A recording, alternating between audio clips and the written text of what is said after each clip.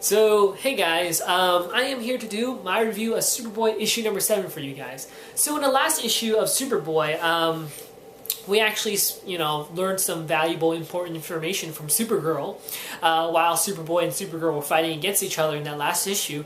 And in the end of the issue, Superboy decided that he wants some answers to to his questions, so he rushes towards nowhere. But who was there to greet him at the front door is none other than Rose Wilson, or also known as Ravager.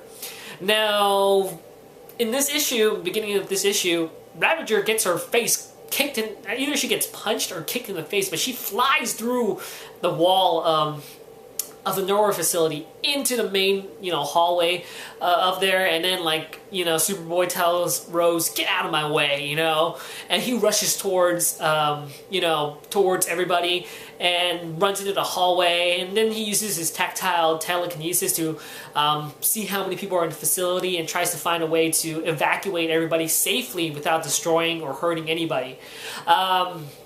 But after doing this, we see Center Hall again. Actually blasts like this kind of blaster's fire kind of thing. Like he uses like this kind of I don't know what kind of energy, this kind of energy blast, and he hits Superboy and it does some sort of effect on him.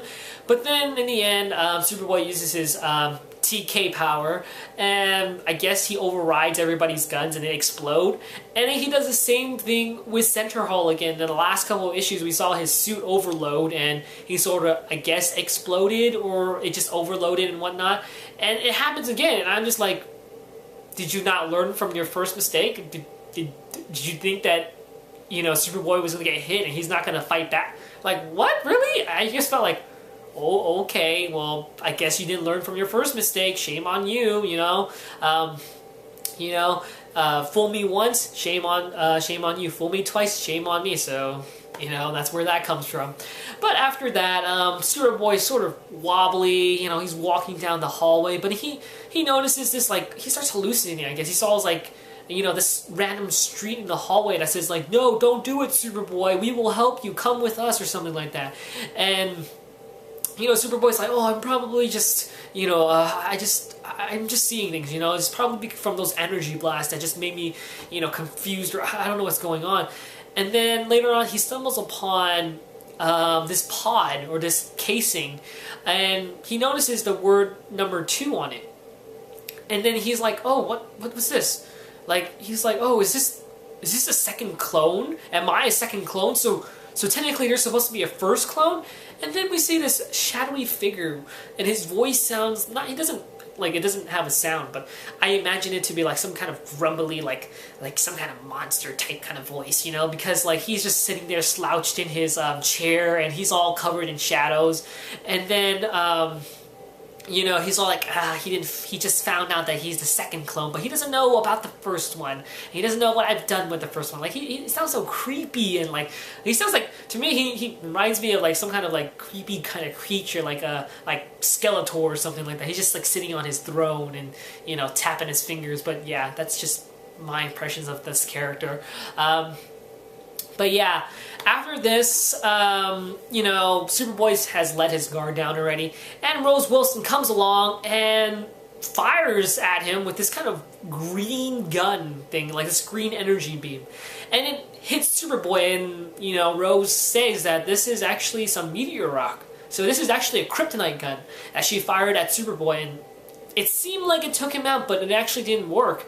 But, upon, Superboy's overconfidence, that he thinks, "Oh, ha ha ha, nothing can hurt me, that green beam, it was supposed to meant to hurt me, but I guess it didn't work." Oh, how wrong you were, Superboy, because what happens next is Rose Wilson throws his sword, no, not throw his sword, because she's a girl, okay? So she throws his sword, said his again. She throws her sword towards Superboy, and it stabs him. Okay, I'm mixing everybody's. See, now I'm getting confused. I'm being really stupid right now. But yes, she throws her sword towards Superboy and impales him, drives it through him. Normally it wouldn't do that, but seeing the effects of kryptonite, you know, that makes him weak, so it impales him, and after that he goes unconscious. Later on we see Center Hall and Templar actually not experimenting on him, I guess, but they're gonna dissect him soon. So he's restrained and he can't use his TK powers on them whatsoever. They're shut down, he can't see, he can still, you know, he's conscious, but, you know, he can't see, he can't speak, he can't do anything whatsoever. He's immobile. And then, Templar says, like, he might have the cure to my, you know, symptom, you know, that he sees, like, this little slithery tentacle come out. And after that, we see, the same, the same police officer or detective from the last issue of Teen Titans. I totally forgot her name, but I know it sounds French. So, here she comes again, and, you know, not Rose Wilson, but, oh god, I'm blacking out her name again. I'll just call her Redhead again. Clairfield, yeah. Clairfield. She wakes up and she's all like, where am I? And then, you know, the detective says like, oh, you know, Superboy did to you, so we brought you in, we're trying to take care of you. And after that, at the end of this issue, Rose Wilson is about to leave nowhere, but she gets her head smashed against the wall. And we see Wonder Girl appear.